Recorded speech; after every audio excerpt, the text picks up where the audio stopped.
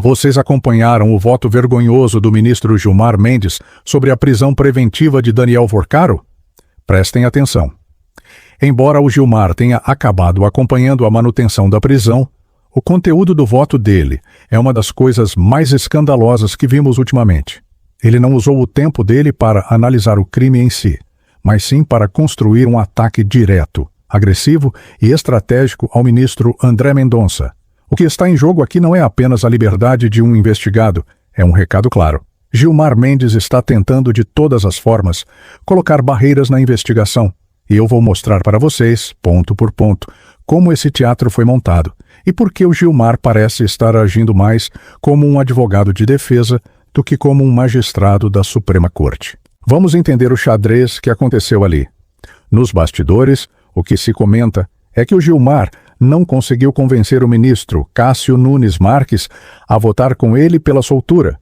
Se ele conseguisse, teríamos um empate. Gilmar e Cássio contra Fux e Mendonça. E vocês sabem, no direito, o empate favorece o réu.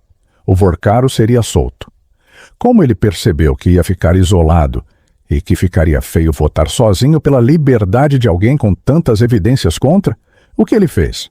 Mudou o voto no resultado final, mas manteve toda a fundamentação baseada em ataques. É o famoso voto para inglês ver, mas com veneno direcionado ao colega de bancada. O primeiro ponto do ataque de Gilmar ao Mendonça foi sobre as teses jurídicas. Ele disse que o André Mendonça usou conceitos porosos e elásticos. E aí entra a obsessão do Gilmar. Ele não consegue dar um bom dia sem citar a Operação Lava Jato. Ele teve a coragem de dizer que o Mendonça estava repetindo os abusos da Força Tarefa de Curitiba. Gilmar, meu caro, a Lava Jato já acabou faz tempo. Parece que o ministro precisa de um divã, de uma terapia, para se libertar desse fantasma. Ele atacou o Deltan, atacou o Sérgio Moro e agora tenta carimbar qualquer juiz que queira aplicar a lei com o selo de lavajatista. Mas o que me impressiona é a seletividade. Ele fala de messianismo punitivista da Lava Jato, mas não olha para o lado. Onde está essa mesma crítica quando o assunto é o inquérito das fake news? Onde está o olhar crítico sobre o inquérito que já dura 7 anos, onde o ministro Alexandre de Moraes é vítima, investigador e juiz ao mesmo tempo? Para a Lava Jato, o Gilmar tem chicote.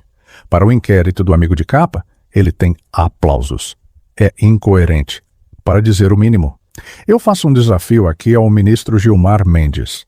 O senhor fala tanto em perseguição política na Lava Jato, então me diga, onde está um político sequer ligado ao governo atual, ao governo Lula, que esteja sendo incomodado pelos inquéritos do Alexandre de Moraes? Só vemos jornalistas de oposição, políticos de direita e críticos do STF sendo alvos de medidas extremas.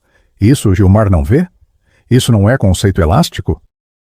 O silêncio dele sobre os abusos cometidos hoje, enquanto ele grita sobre os abusos de 10 anos atrás, mostra exatamente de que lado ele está.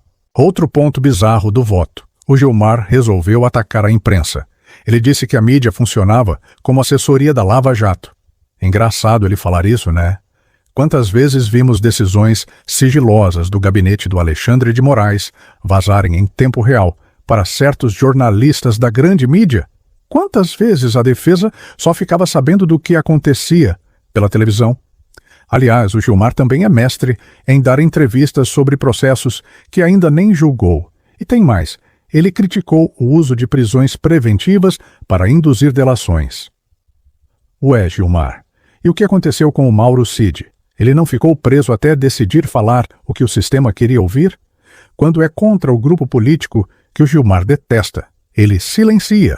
Quando o André Mendonça age dentro da legalidade contra um investigado pesado, aí o Gilmar vira o paladino do devido processo legal. Agora, a parte mais curiosa. A defesa apaixonada que o Gilmar fez do Procurador-Geral da República, Paulo Gonet.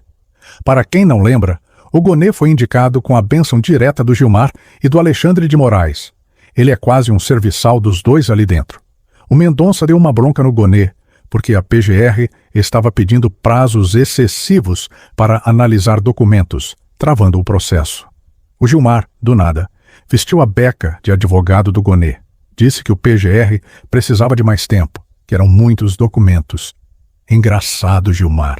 Quando a defesa do Bolsonaro reclamou que tinha 80 terabytes de dados para analisar em poucos dias, o senhor não disse uma palavra. Onde estava sua preocupação com o tempo razoável e a ampla defesa naquele momento? Pelo visto, o seu relógio jurídico só funciona para os amigos. No fim das contas, o que vimos foi um ministro tentando abrir a janela para que o investigado pudesse sair no futuro, dependendo apenas do parecer do seu aliado na PGR.